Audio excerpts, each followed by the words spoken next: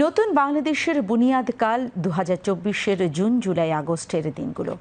বাংলাদেশের রাজনীতির গতিপথ পাল্টে দেয়া এ মাহেন্দ্রক্ষণ মানুষের মনে জায়গা করে নিয়েছে ৩৬ জুলাই নামে। এ জনপদের অপরিসীম ত্যাগ ও অনন্য সাহসের সংগ্রামের গৌরবময় দিনগুলোর ঘটনাবলী সবার কাছে তাই অপরিসীম গুরুত্বের। কেমন ছিল দুনিয়া কাঁপানো জুলাইয়ের দিনগুলো? লাল জুলাইয়ে বিপ্লবী সময়রেখার ওপর নজর বোলাতে আমাদের এবারের আয়োজন।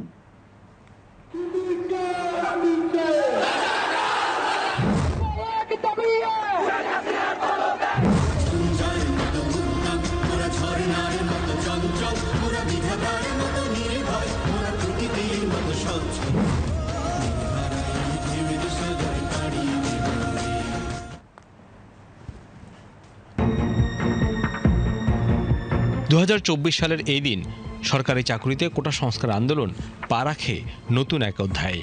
বাংলা ব্লকেট কর্মসূচিতে অভূতপূর্ব সাড়া দেয় জনসাধারণ। স্থবির হয়ে পড়ে রাজধানী সহ দেশের গুরুত্বপূর্ণ পয়েন্টগুলো। একই সঙ্গে চলতে থাকে অনির্দিষ্টকালের জন্য বিশ্ববিদ্যালয় ও কলেজে ক্লাস ও পরীক্ষা বর্জন।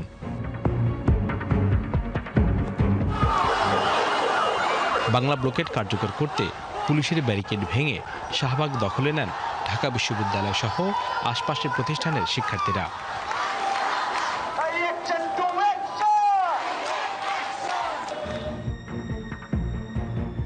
অবরোধ হয় রাজধানীর চানখারপুলেও। সায়েন্স ল্যাব মোড় অবরোধ করেন ঢাকা কলেজের শিক্ষার্থীরা। ইডেন কলেজের ছাত্রীরা নীলক্ষেত মোড় আটকে দেন।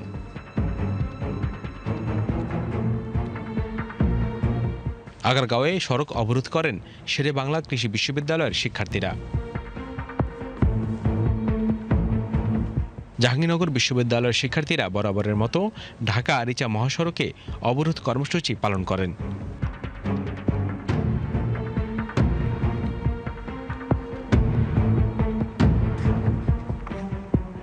চট্টগ্রামে রেল লাইন অবরোধ করা হয়। শিক্ষার্থীরা নানা সৃজনশীল উপায়ে আন্দোলনের পথে হেঁটেছেন।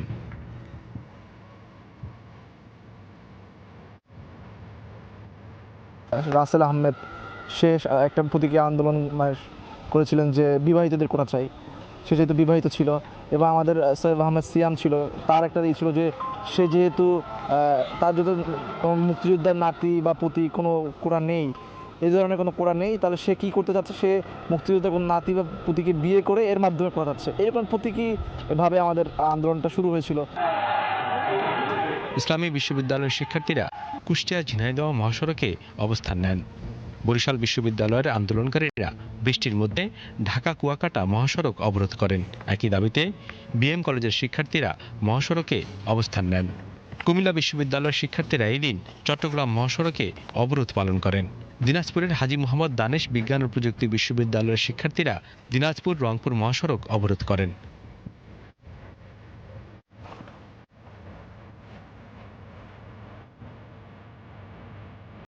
গোপালগঞ্জে শিক্ষার্থীরা ঢাকা খুলনা মহাসড়ক আটকে দেন।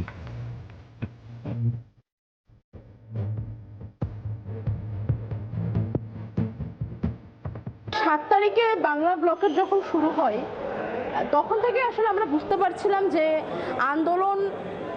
আন্দোলনের ফলাফল না নিয়ে রাজপথ থেকে সরে যাওয়ার কোনো উপায় নেই। তারপরে ধীরে ধীরে দেশের মানুষের সংহতি আমাদের কাছে এসে পৌঁছাইতে থাকে। এদিন সন্ধ্যায় আলোচনার কথা বলে পুলিশ সমন্বয়কদের শাহবাগ থানায় ডেকে নিলে মুহূর্তেই সে খবর ছড়িয়ে পড়ে অনলাইনে। শিক্ষার্থীরা জড়ো হন সেখানে। থানা থেকে বের হয়ে নেতারা জানান, দাবি নিয়ে কোনো আপোষে রাজি না তারা। শিক্ষার্থীদের বাংলা ব্লকেট নিয়ে জাতীয়তাবাদী ছাত্রদলের ফেসবুক পেজ থেকে এদিন পোস্ট করা হয়। এদিন আন্দোলনে সমর্থন জানায় বাম ছাত্র সংগঠনগুলো।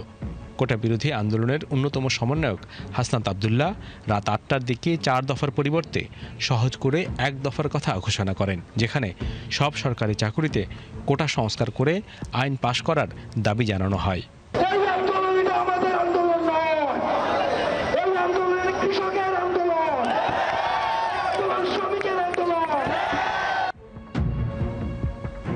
Iqbal Farhad, BTV news.